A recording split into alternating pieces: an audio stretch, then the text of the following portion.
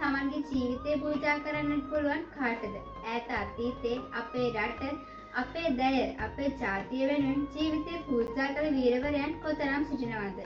එසේනම් අප දහම් පාසලේ ගරු ප්‍රධානාචාර්ය ස්වාමීන් වහන්සේ ඇතුළු මහා සංඝරත්නයෙන්ද අදුරු මඩුලේ ගුරු මෑණිවරුන්ගෙන්ද ගුරු පියවරුන්ගෙන්ද පැමිණ සිටින දෙමාපියන්ගෙන්ද සහෝදර සහෝදරියන්ගෙන්ද වෙල්ලස්සේ සිංහල සහ දුන්නන කොහොකුබරේ රටේරාළ පිළිබඳව මාගේ මතකයේ අවදි කිරීමට දෙන්න මටත් මදකට අවසර.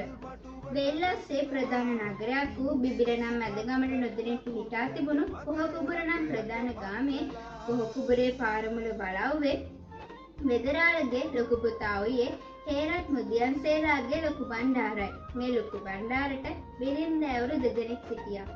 ඒ බිරින්දෑවරු දෙදෙනාට දා උපත ලද පුතුන් දෙදෙනෙක් සහ එක් දියණියක් හිටියා. තමාගේ නැගණියගේ ස්වාමියා වුණු බූටෑවේ රටේරාළ සමග වැඩ කටයුතු සිදු කළා. 1848 නිදහස් තරගයේ කැපී පෙනෙන සුවිශේෂී පුද්ගලයන් ලෙස කොහොකුබරේ රටේරාළව හඳුන්වන්න පුළුවන්. බ්‍රිතාන්‍ය පාලනයට එරෙහිව නැගී සිටිය ප්‍රබල නායකයෙක් ලෙසද කොහොකුබරේ රටේරාළව හඳුන්වන්න පුළුවන්.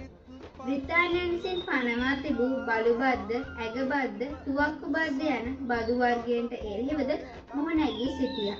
1844 දඹුලු විහාරයේදී ගොංගාලේගොඩ බණ්ඩා ශ්‍රී සාරසිද්ධි නමින් රජුබාට පත්වන අවස්ථාවේදී කොහොකුබරේ රටේරාළ එතන සිටි ප්‍රධානතම ප්‍රාදේශීය නායකයා වුණා.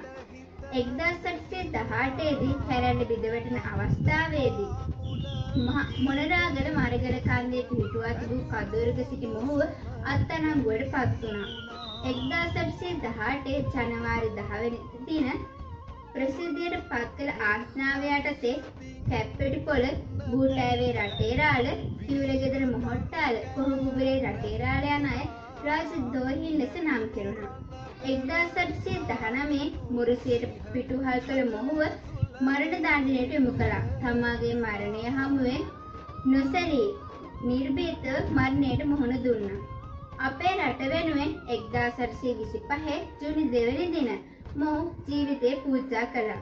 අපේ රටට කොතරම් ආදරය කළාද කිව්වොත් මරණයට පෙර ඔහු මෙසේ පැවසුවා. මම මිය යන්නේ මගේ රට සහ ජාතිය වෙනුවෙන්. මගේ ලේ වැටෙන මේ පොළවේ මතු දිනක නිදහස උදාවනු ඇත කියලා. තමාගේ ජීවිතයට කොතරම් බාධකාවක් ඒ බාධක මැඩගෙන ජීවිතයේ ඉදිරිය කරා යාමටත් තමාගේ රටට සහ ජාතියට රැක ගැනීමට උනන්දු වීමටත් තමාගේ ජීවිතයට එන අභියෝගවලට නොසැලී නිර්භීතව මුහුණ දීමටත් මෙතුමාගේ චරිතයෙන් අපේ ජීවිතයට ගන්න පුළුවන් ආදර්ශ වෙනවා. එසේනම් ඈත ඉතිහාසයේ රාත්‍රන් අකුරෙන් ලිවිය යුතු මෙවැනි පුද්ගලයන් කිසිදා අපේ සිස්සතන් තුනේ නොමැකිය යුතුයි. මගේ කතාවට සවන්පත් යොමු කළ ඔබ සැමට ස්තුතියි.